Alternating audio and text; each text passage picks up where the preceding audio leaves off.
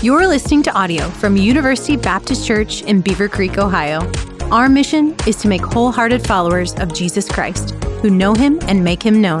Please enjoy this podcast and visit us at ubcbeavercreek.com for more information. Welcome to UBC Talking Points. Our purpose is to make wholehearted followers of Jesus Christ who know him and make him known through ministry and theology conversations. I'm your host, Bryson Jackson.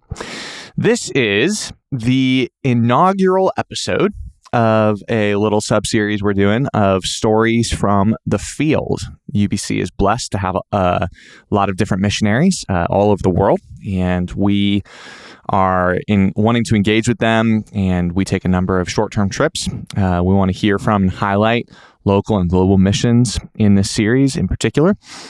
And so this particular episode is highlighting one of our most recent short-term trips to Southeast Asia, where we have some mission partners that we work with in a particular part of that region that we're not going to highlight specifics about the region online.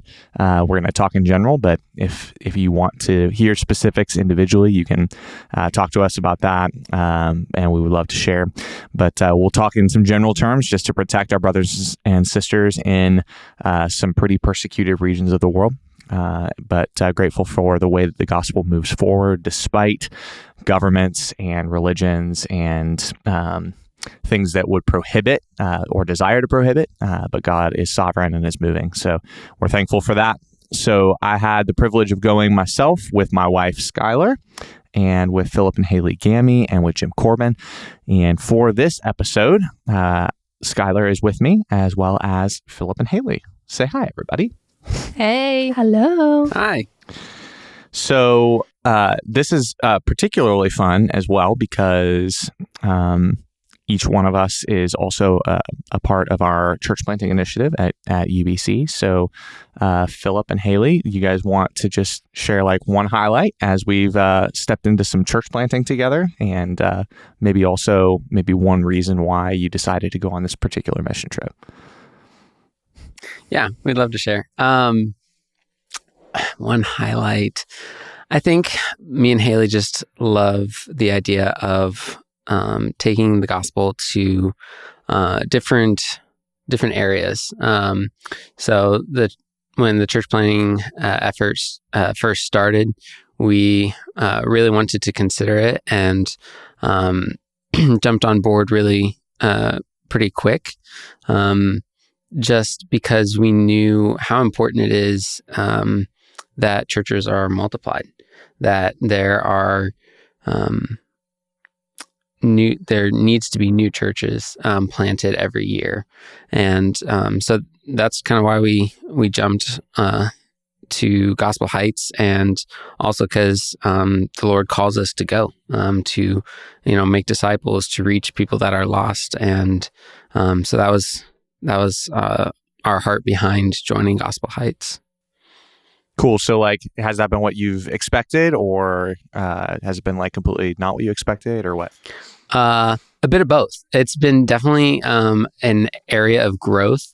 A lot of new aspects such as prayer walks and finding out the details and working through processes of starting ministries and making sure people feel welcome, and how do you plan setting chairs up each and every week and recruiting volunteers.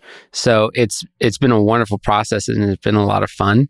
That's been very growing in both the physical needs of the church, but also spiritually, and figuring out how to lead well as a new church that's growing. Yeah, absolutely. Missions here and missions all over the world, right? Absolutely. So missions is it's a lifestyle. It's what we do. So it's good. Sweetie, fun question here for you. Kind of throw you for a loop. What's the most obscure food that you've had internationally? So just to kind of, as we start thinking about mission work and the call to go, obviously one of the cultural realities when you go on the field in various places is there are all kinds of weird things you have to eat. So what's the most obscure food that you've had internationally? Well, considering I've only been international to one place, man, there is some weird food in Southeast Asia where we go. I actually definitely am going to punt this question after I answer it to Haley because they ate some weird food and I got to hear about it. But And Philip really likes spice, right, Philip? luckily I love spice and they have a lot of tasty food, a lot of Indian influence, which is really yummy. But I think they have this food that they eat every day. It's called dal bhat. I wouldn't say it's like crazy. It's just weird. Like it's rice and like a sauce type thing, but then they'll serve it with like, in my opinion, a kind of sketchy meat. So sometimes it's like beef, sometimes it's chicken. I can deal with that, but a lot of times it's fish with every little bone in it that you can imagine. And they will all eat with their hands, which makes it really easy to pick out the bones. But I still eat with a fork over there. And it's not quite as easy to pick through and find those bones. So I think that that's the weirdest, but maybe not the weirdest. Haley? I think how they eat is interesting to watch, like, because they have to like scoop all of that and they try and get all the sauce. And Yes. it's like trying to hold soup. Yes, And it the whole is. thing. Yeah, it's a Very skill. interesting. It's fun, actually. Yeah. I ate with a fork too, so don't worry. We're very Western. Yeah, so I ate where we were this past time. I had an interesting experience of eating it was like a almost like stew, but in like a ball of dough that was obviously cooked. And as I was eating it, I was like, okay, this isn't bad. It tastes like there's some potatoes and some sort of sauce and some sort of meat, but I'm not going to ask any questions. And Philip decided that he was going to ask a question on what we were eating. And the local missionary there looked at me and was like, oh yeah, it's he said it's cow liver. And I said, it's what? So yes, it was more of a mental game after that because it actually didn't taste that bad. But like thinking about the fact that I was eating cow liver really had my stomach turning. So Philip finished it off for me, which was very nice of him. So I also in Togo. Way to take one for the team. Yeah. Yeah, he did. In Togo, I actually also had something called fufu, which is basically like mashed yams that they mash for so long that it like becomes this like, it looks like mashed potatoes, but it has the texture of like raw dough almost. And you just kind of like scoop it up and dip it in a like some sort of like broth. And then you like don't really chew it because it's like soft and you kind of just like let it feel in your mouth and then you swallow it. It was an experience. That's interesting. Yes. So Oh, very fun. I'm glad I said I could do it. I did it, but wouldn't necessarily try it again. Well, friends, as we kind of start digging into the meat of our content, as we think about the particular country and region of the world that we've begun engaging and trying to build relationships with people, what was the most compelling reason for you to get involved in mission work and for us to start taking short-term mission trips in this particular country and part of the world? This was my first missions trip. This is my second time going, but this location was my first trip last year that I had ever done. And, you know, obviously my choices were narrowed by what UBC was offering. But out of all of the places that UBC goes, this place particularly drew my attention because it's located in the 1040 window. It's 95% Muslim and 5% Hindu and less than 1% Christian. And so when I'm thinking about places that I want to see the gospel go, obviously foremost is the places where it has yet to reach. And so, that place has drawn my attention since I first became aware of it. And I think even more so as I go each time, learning more about their history, their people, falling in love with their culture, making friends who I desperately want to see know the Lord. Yeah, there are a lot of reasons to be attracted to that location, but those would be mine. Okay, so, and just some helpful definitions for our listeners as well. 1040 window, right? That's longitude and latitude, specifically a part of the world where the gospel is hindered by a number of different factors, whether it be governments that are antagonistic or religious reasons that the people are antagonistic. And you also use another term that is common in mission speak, but I don't want to just assume that everybody knows what we're talking about when we say unreached. So when you guys say like an unreached, what does that mean? Can you guys define that? Yeah. Essentially, this would be people who have never heard the gospel or don't have access to a Bible. Just very lacking in resources. Isn't it also like a percentage of the population as well? It could be. Yeah. So particularly, right, in the country that we went, right, like there are people who will live their life and die without ever having a Christian that they know. And so that's one of the key differences, because for those who might be listening and thinking, oh, that's cool, you guys went there, but I'm just going to do missions in my neighborhood, right? Or I'm just going to do missions here in my city. And that's great. Actually, we all should have a lifestyle of evangelism and discipleship. That's part of what it means to be a Christian. But in particular, when we talk about bringing the gospel to unreached peoples, it means we want to be strategic in giving them access, because all around America, you can find churches and Christians and gospel people for the most part. I mean, that's a changing reality, and we could discuss that on another pod in places like Utah and the East Coast and California and stuff like that. But predominantly, you can find a Bible preaching church most places in the United States. And that's not the case in a lot of countries around the world. And, I think that on the heartbeat of God is that every tribe, nation, and tongue, right, would come to know the Father. And so that is a driving force, as I'm sure if Jim were on here, he would say, right, like we want to be a church that leverages, our resources to get to unreached peoples who don't have access. Yeah. So. Just to add to that, to give some an idea, there are many of the disciples that we worked with who are the only Christian in their village. Mm-hmm. So they're going back to places where there is no church, there is no fellowship. They are the first. And we encountered quite a few people like that.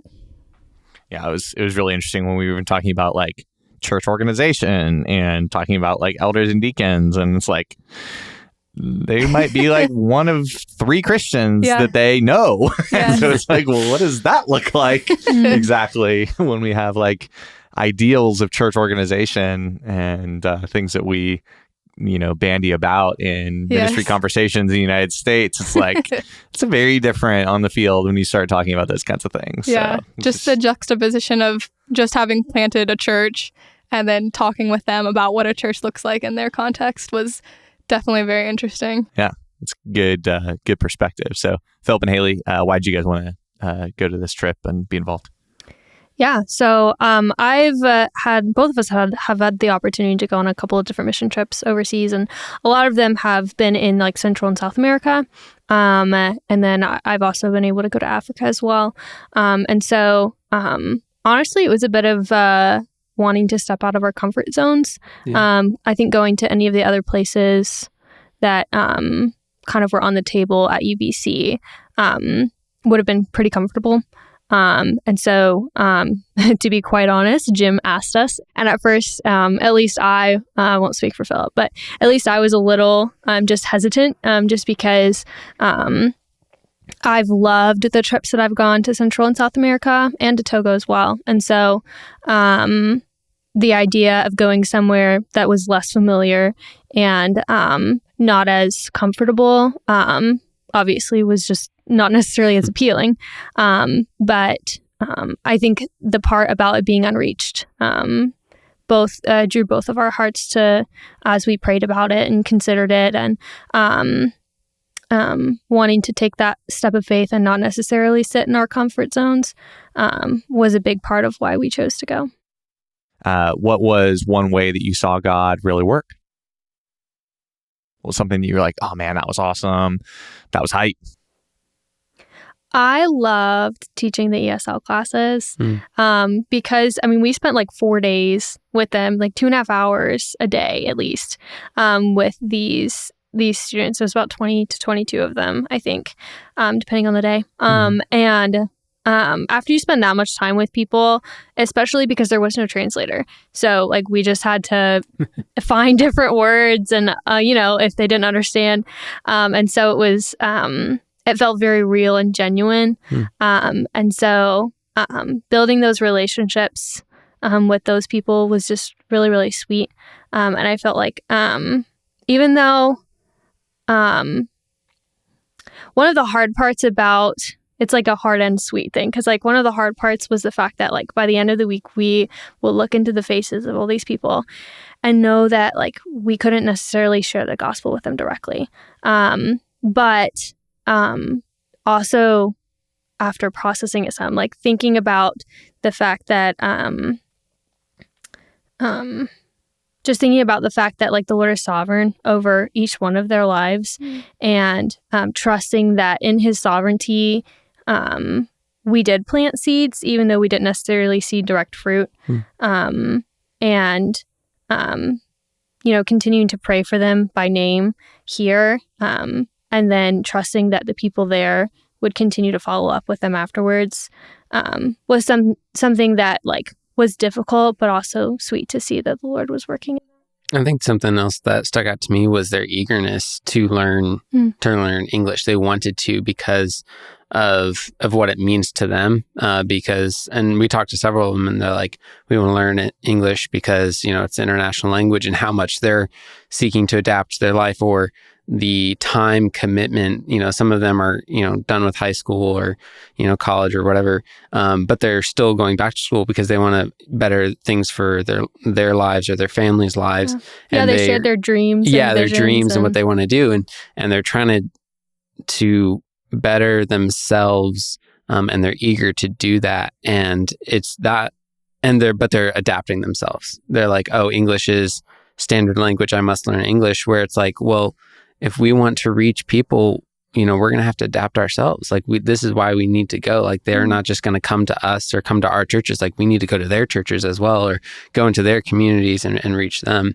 So I think just seeing, like Haley said, like their smiles for 4 days, and just their eagerness, and they're on time, and they're wanting to learn, and they're doing it together, and they're making friends. And, by the end of the week, we're, part of that kind of friend new group of these 20 people that may have met for the first time, or that kind of know each other, but they're all from the same area, seeking to do the same thing. But it was really hard to love them and not be able to share Christ, not be able to give them hope, because they want hope. They're, hoping for a job because they know English. They're hoping for income to support their family, but it's not the true hope. Yeah. I think it's probably important to note that it is illegal to share the Christian faith in this particular country.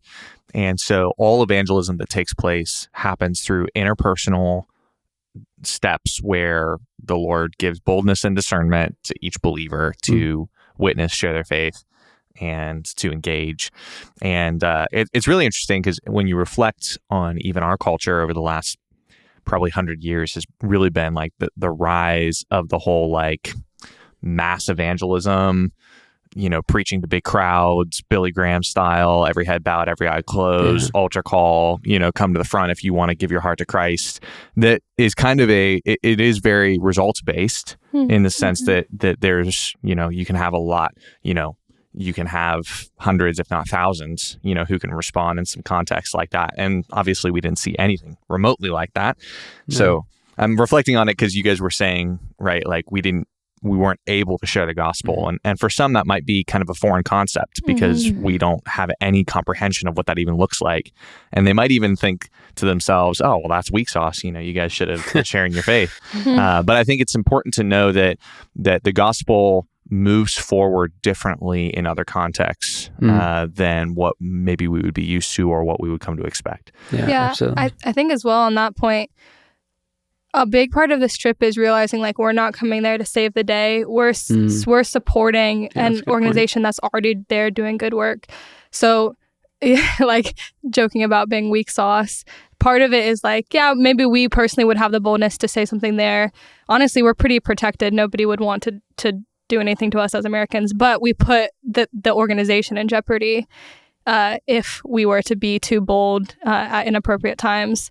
And so there is a level of caution there too, of just like, at the end of the day, we want to support this NGO and these missionaries that we support. And so part of that is just being wise and discerning on when we say what, and letting them do some of that other work of sharing the gospel over time as they build relationships.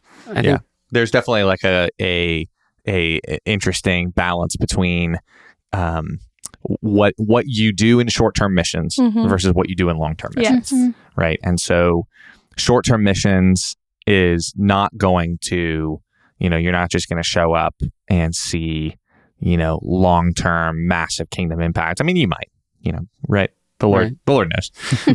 But for the most part, right, you're coming, and it's more of a support for the long-term work of disciple making that's going on there. And so partnering with long-term mission work is an important aspect of short-term mission work, which some people might even argue about that and say short-term mission work is stupid, right?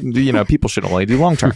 And I've heard those things, and I understand those arguments, and I think that we need to prioritize long-term, but there is a way in which short-term stirs our heart for the lost, and I think it's important for our church to want to engage in those things. So, and it also like supports the people who are there too. Like, I know for the people who we were ministering to, it was a huge encouragement for them to walk us around and show us all the things that the Lord is doing in the ministry, and then also be able to share like in fellowship with us. Like that was such a beautiful thing, and it brought so much unity despite the persecution that they're facing. And so it was a very big support and encouragement for them, and for us to be able to say, like, you're doing great. This is awesome work that the Lord is doing through you. Keep on, keep going. Yeah, just making them feel seen. Yeah. I think one of the biggest things that you're talking about, like what impacted us or whatever.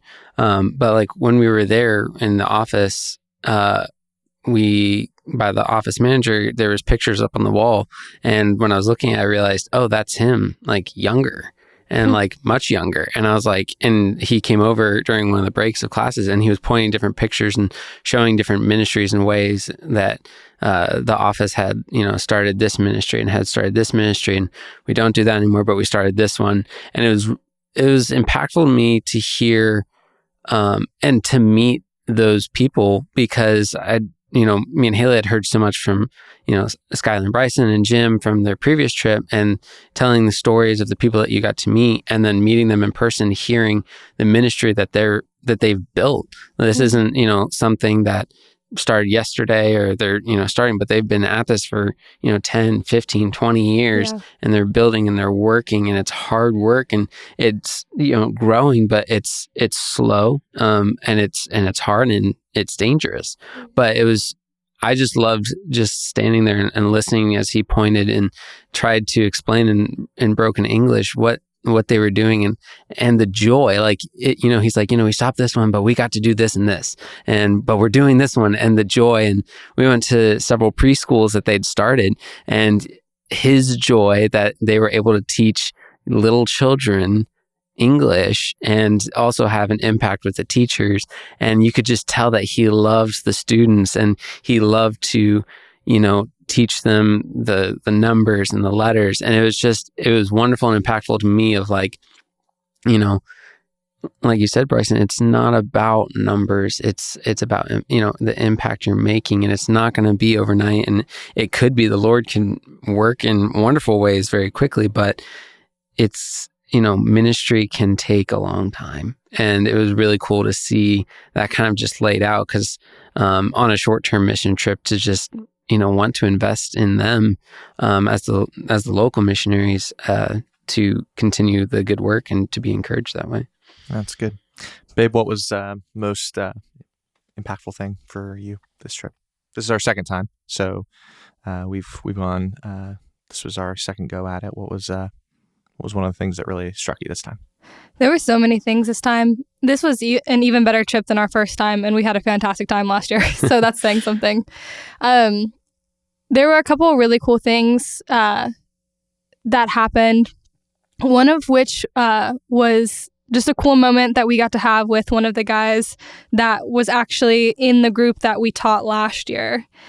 He had come back for the training this year, and Bryson and I were walking them through different books of the Bible and some different topical stuff. And we were catching up with him, and he basically told us that after last year's training, based on some conversations that Bryson and I had with him, he's decided to become a pastor and to pursue that. And so that was a really cool, tangible way of seeing how the Lord used our work last year. And that came out one of the first days we were there. So it was just super exciting to like be able to see the fruits of our labor. That's really cool. Yeah, it was really cool. And we really connected with him last year, and we definitely saw a lot of potential. So we were very excited to hear that he is going to dive deeper into that stuff. So that was one thing that was really cool. The other thing that was really cool that shocked me, like I knew that the teaching would be awesome because Bryson and I love to do that. And we love the word. So getting into the word with believers is always exciting. The thing that I was really surprised by this year is how meaningful our times with the office manager was. We had worked with the same office manager last year. But this year, I don't know if it was, he's had a really hard year of persecution with his family. And it's produced this real like joy, which is just so counterintuitive. But he is the most joyful person I think I've ever met. And it's so contagious. And the stories he tells and his faith in the Lord are inspiring. And we got to spend a lot of time with him and his wife and his son this trip. And it was just really special. I think just seeing how like we can be so different, such different people. And the gospel is the same for us. Yeah. The gospel is real. Like there's no other way to put it. You know, you can't take people who are so different and make them family except through the gospel. Yeah, they're about our same age. Yeah, and, they're exactly our same age. And it's just interesting because it's like it's mirrors of different Yes. worlds. I would say that probably the thing that was really, really encouraging to my heart was we had a brother who we had prayed with last year who came to faith in Christ. And we didn't get to see him again this year, but we heard about what's going on because there were a number that we had the opportunity to be involved in this training week with. And he was one who we thought he was a believer when he came, but apparently he wasn't. And towards the end of the week, he basically just said that he was ready to commit his life to Christ. And I was like, sweet, let's do that. And so we did, but it was really cool. He was baptized a few months later. So like towards the end of last summer, fall. But it was really cool to hear about some of the impact in his family because his father was a religious leader in their village. And as a result of his son's proclamation of faith, his father had to step down, which was a huge deal. Obviously, in that context, there's a lot of shame and a lot of ways in which that has brought consternation to his family.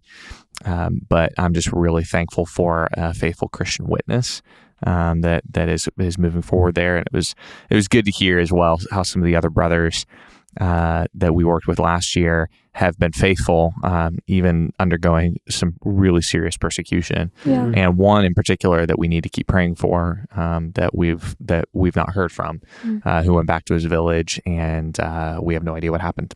Yeah. So it's like another world, when you start thinking about these things, but really impactful.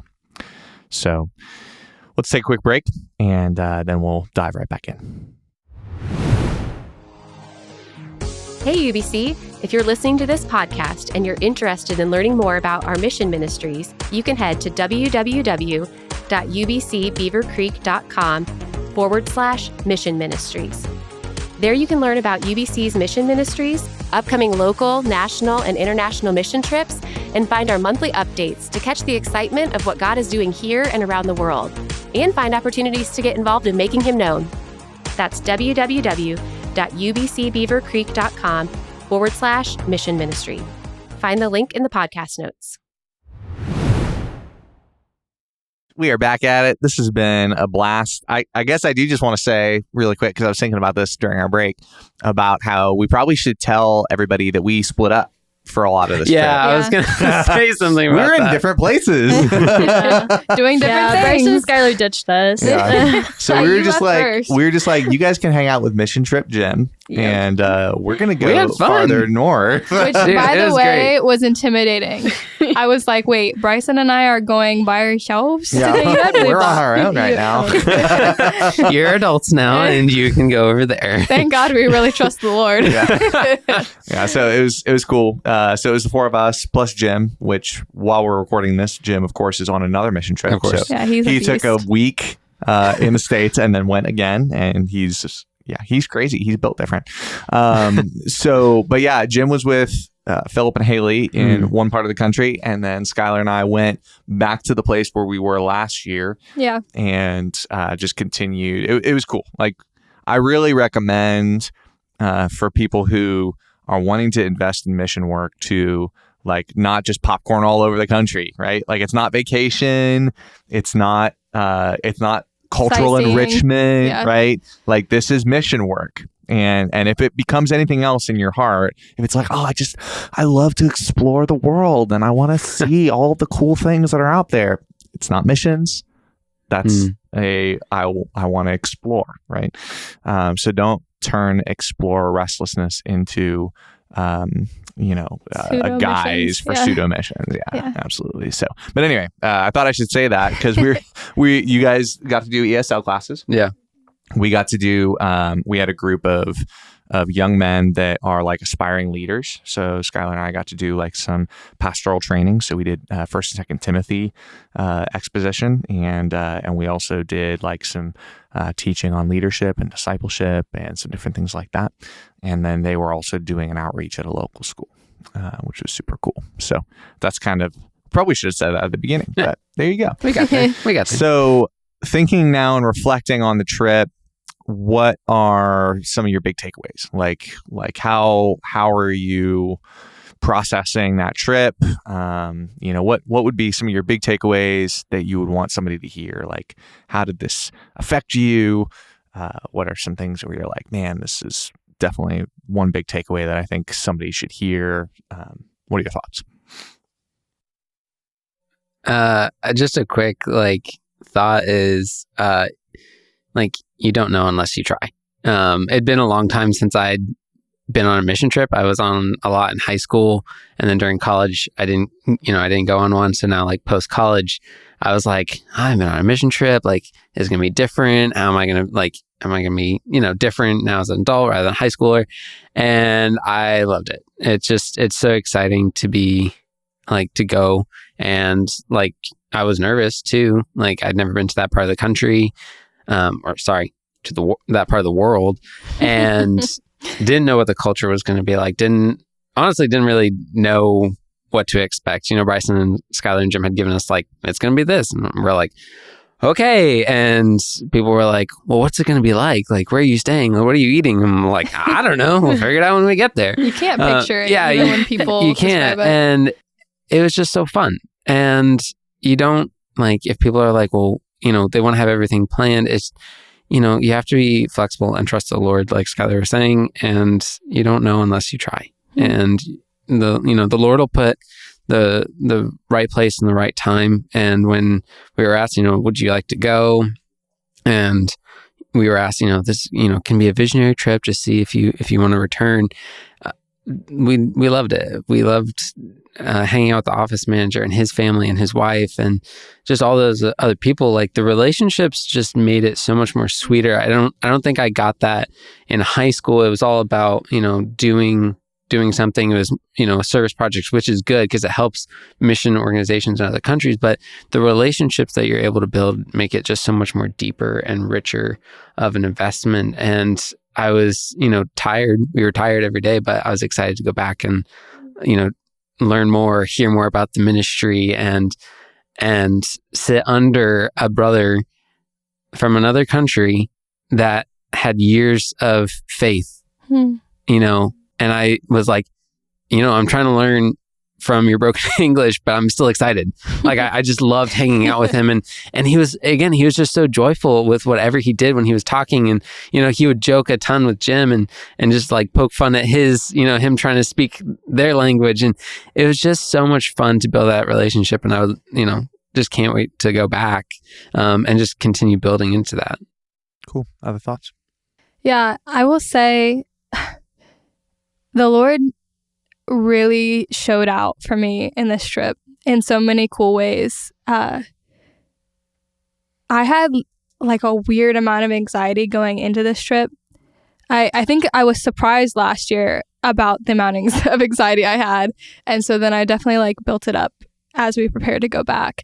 And a lot of it surrounded the travel and just being so far out of my comfort zone. And it was really neat for me because I intentionally prayed a lot about this trip and asked some of my closest friends to pray. And the Lord gave me like a supernatural peace on all of the plane rides, which, I mean, I'm telling you, it was supernatural. Like, those are some long plane rides. Yeah, they're long plane rides. I hate turbulence. I hate travel like that. I feel so out of control. And the amount of like security and peace I felt was not explainable by anything other than the Lord. And he was just in every detail of this trip. So many of the things that had been so stressful last year, the driving was really stressful last year because the roads were super dangerous. And this year they had built brand new roads. Our hotel room had been, it was actually pretty nice last year, but they had these like beds that were basically might as well have been rocks.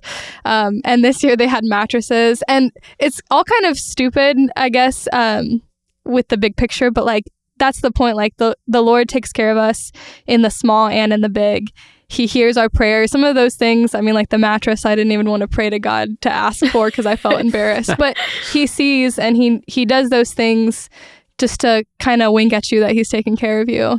And so that was really cool. And so much more amplified as well, like seeing how the Lord provided for me in these small ways, but then also hearing the stories of the mission workers in this country and the persecution that they've gone through over this past year, and the way that the Lord has like worked in their lives in these massive ways. And it's just like, yeah, we serve a God who's God over the big and the small things.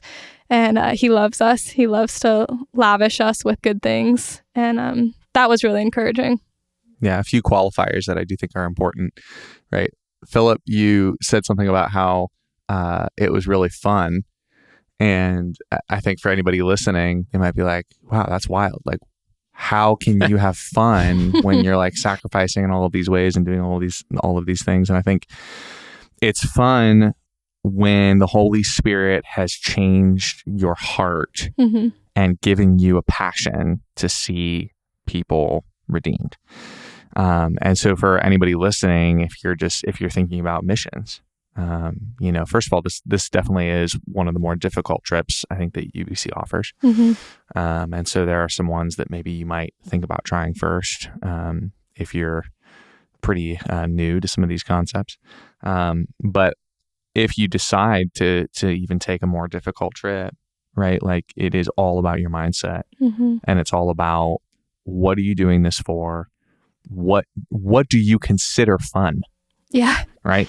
Like, what is fun? I think is a really important question. What do you delight in? Where do you find joy? Right? Like is your joy in your needs being met, and then you just being able to pour out for the Lord? Because it's like, if that is a joy to you and that's fulfilling, which it is, and if that's not something that you've experienced yet, I would pray that you would ask the Lord that you would have that experience. But yeah, just it's interesting, that concept of this trip was fun. It was, but it's not because we did any sightseeing, right? It's not because we were just buddies hanging out in another country, right? We were busy and it was tiring and I was exhausted. Early mornings and late nights and stuff. And I will say, and the food is hard. Yeah. The travel is hard. It was spicy. You had to get used to it. And a couple days in, I was like, I need a break. And can I just have some pizza? Fried rice and pizza? I did try a pizza. Could I please have pizza? It was very interesting. It was not anything like pizza at home, but I was like, I just need a break from spice. Please give me some kind of pizza. Philip's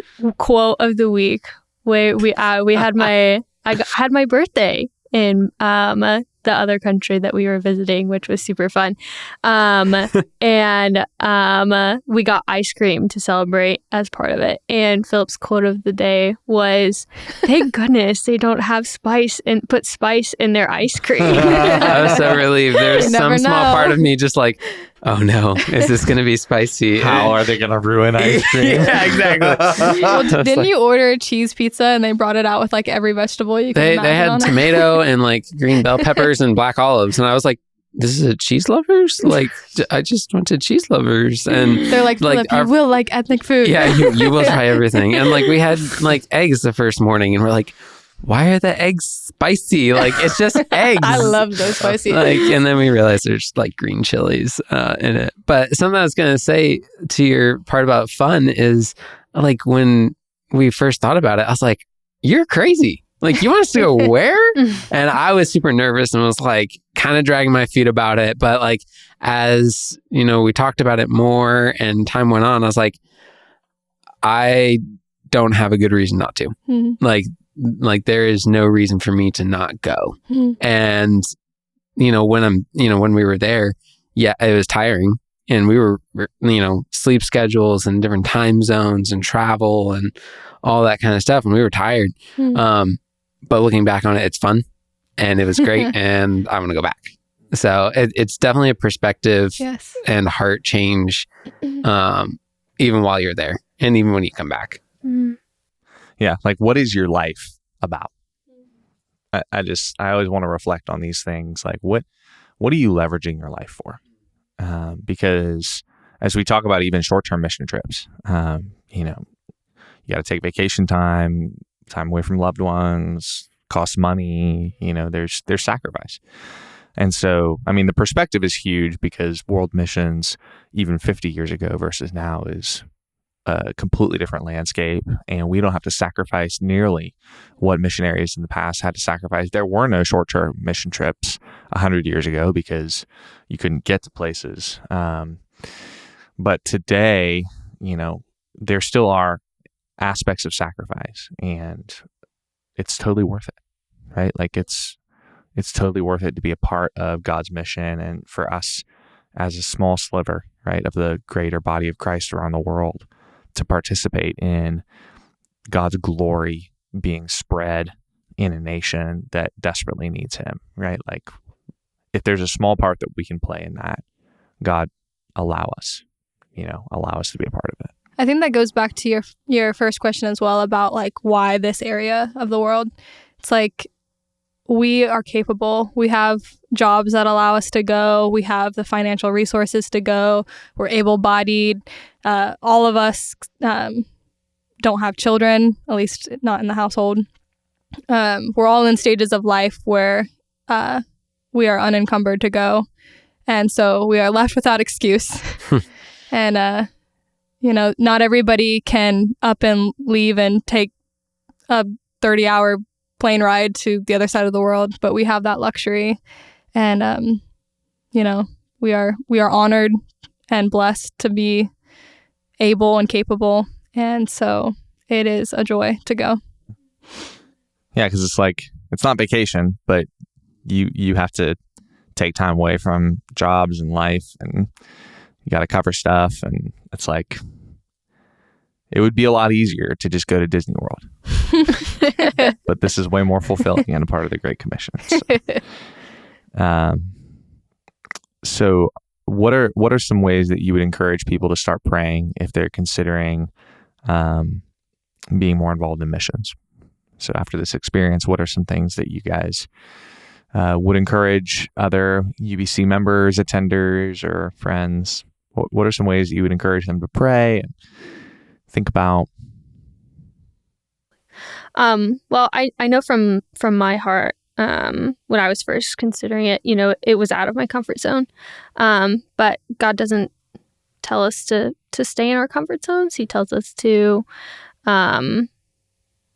step out of those. I remember our youth pastor preaching back in high school, talking about the Pharisees and how they were confident and they were comfortable. And, we don't want to live lives where we get too comfortable, because when we get too comfortable, then we're not necessarily living for the Lord in that sense. I would say something just for prayer. This was, being in the church, I'd heard always, pray for the persecuted church. Pray, people are being persecuted around the world. And it's real. Like, those being persecuted now have names and faces to me. Like, don't stop praying about those that are persecuted around the world. It's very different than what our lives are like. It is totally different. And it's, like you said, Bryson, it's hard to wrap your mind around why someone would get in trouble for just sharing what they believe. It's just second nature to us here in the States, just to be open with whatever. But they can't. And it just thinking about prayer requests, basically in short, but don't stop praying for those that are persecuted, because they need it. And, I don't know, but I think that's all I would say. Yeah. One of the most touching moments on this trip, one of the office managers of a different office, I think he did this for you guys too, but it was meaningful for us. He gave us a mug with a picture of his family on it. And it said, "Please pray for my family." And hearing his story, he's not even allowed to visit his mom because he's been kicked out of the village, and his mom's on her deathbed. And hearing, there are more details to that story, but hearing from him, it was so heartbreaking. And his request was that we pray for him. And he gave us that mug, and I cried, and it was really sweet. But I think that that's a great point. We have to pray for the persecuted church.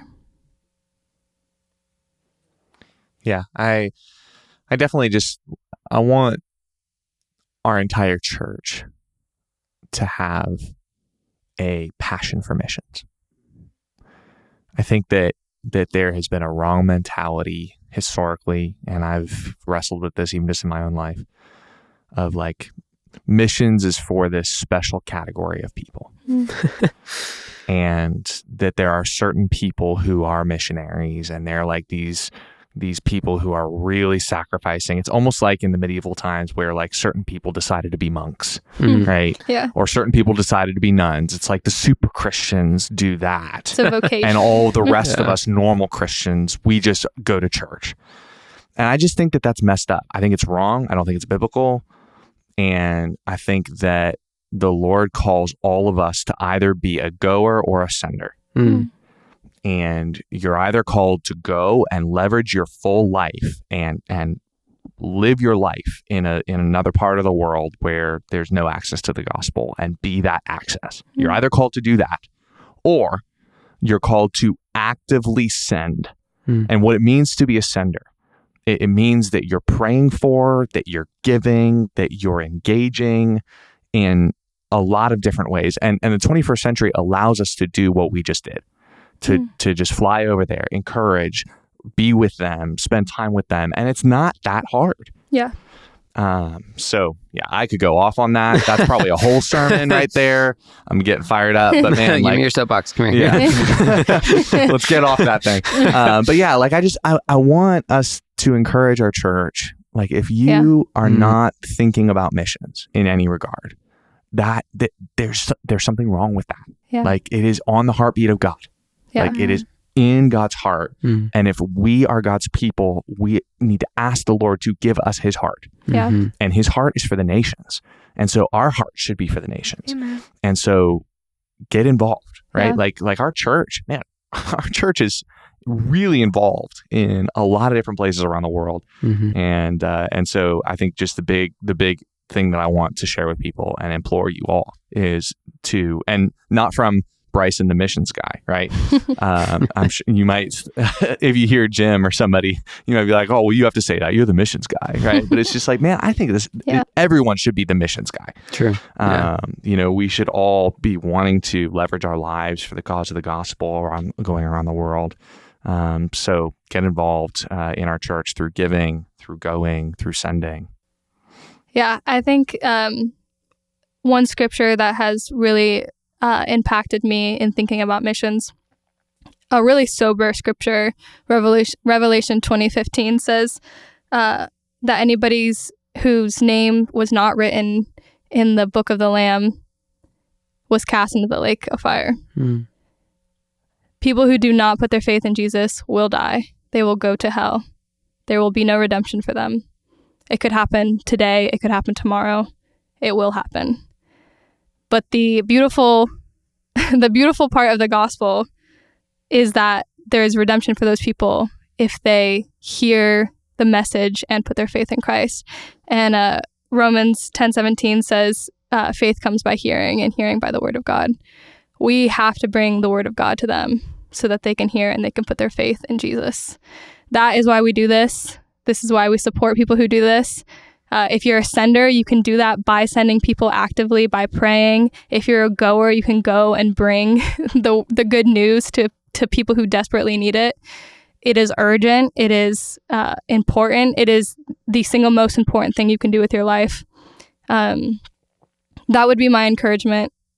If you're a Christian, then you know that this is a reality. It is sober, it is true, and it's urgent. And I would just say, we're not a group of people here who are just like, find this easy. Like I said, I was super stressed about this trip. But God met me where I was, and he allowed me to find joy and excitement in this trip. And so if you have hesitations, just pray that the Lord would give you joy and affection for his mission in the world, and step out in faith. Sign up for a trip even before you feel ready, because you're not going to feel ready. Yeah, that's true. and go, and you'll experience what we're talking about. And I guarantee that it will ignite you to continue. And there are two responses, right? There are two responses in those scripture passages that you just shared. Response number one could be the skeptical, well, that doesn't seem fair response, right? And that's kind of the intellectual, game that we play. Versus, I think, just the response of those that trust in the Lord, which is just a step of obedience. Yeah. That just says, man, I just want to take God at his word and understand that, man, there are people around the world who desperately need the gospel, and let us be people who respond, right? Let us be people of radical obedience and not of intellectual skepticism. Yeah. If you have questions, that's good. The Bible has answers, and there are good ways to think through those things. But man, let's just take the Bible at its word, step into radical obedience that is missional in character and in nature. Yeah. And it's true. It's not fair, but it's not fair in our advantage. We are sinners saved by grace. That's our message. That's good. Skylar, something you said about, speaking, the word and stuff to those wherever you go. I think it just struck me that like some people may think like, well, I'm not a great public speaker, or I don't know how to teach the word or anything like that. We didn't know how to teach ESL. We didn't know how to teach ESL. We were like figuring out, and we showed up, like we had a packet of like, oh, I think this is the content. We get there and it's a completely different book.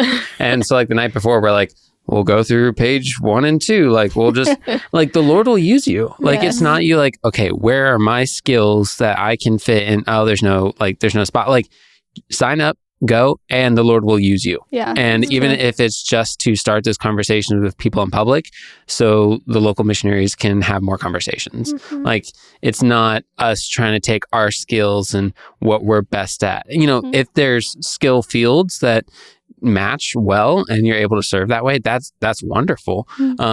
But we'd never taught ESL before. And, I think we made some pretty good connections and planted some seeds. And, we can't change, we don't know the results of that, but the Lord is going to water some and maybe not. Like, you just have to trust. Yeah, it's in his hands. And, you can't expect to have everything laid out before you. And you just have to trust the Lord will use you wherever you go in whatever way. Yeah. Loaves and fish. I would also say too, like just going off of all of that, it's so easy to sit here and we talk about sending, like being a sender or a goer. Like senders still go too. Yeah. And I mean, we're technically all senders, but we're still going. Yeah. And so like not being like I was saying at the very beginning, it was not necessarily in our comfort zone to go. And we had to go and step out of our comfort zone and trust that the Lord was going to be faithful in it. And he was. And leaving the U.S. and going outside of the U.S. is like, it's a culture shock. And it's a beautiful thing to see and be with other believers who do not have the same cultural background as you and who do not speak the same language as you. And there were so many differences between us. Like if you're just, I think you were talking about it earlier, Skylar, there's so many differences between us and the people that we were with. And yet the gospel just united us all together. Yeah. And to see that is just such a beautiful thing. And if you don't ever take that opportunity to go, then you'll never get to experience it to the level, at least on this side of heaven. Yeah, you're missing something. Yeah, that's a good point. And I think that's why the short-term mission is so important, because it's so good for senders to know where they're sending people, what those people are doing. Like you can't picture it until you've gone. It's kind of hard to wrap your head around. And then you can just support them in so much better. Yeah, so much well. deeper. Yeah, Yes. Because you're building a relationship with them in a way that you can't necessarily do over text or over email or calling or whatever. You're actually, what they're talking about when they say this place or these people or this, whatever they're doing. It's good. Well, this has been an awesome conversation. We're going to go ahead and wrap it up and shut her down, but hope this has been an encouraging topic for you all. Please check the podcast notes. We'll put some information there on how you can respond and ways that the Lord might lead you to get involved in missions through UBC. But man, really pray about how the Lord might use you to make him known in your home, community, and around the world. We'll see you next time on another episode of Talking Points. Bye.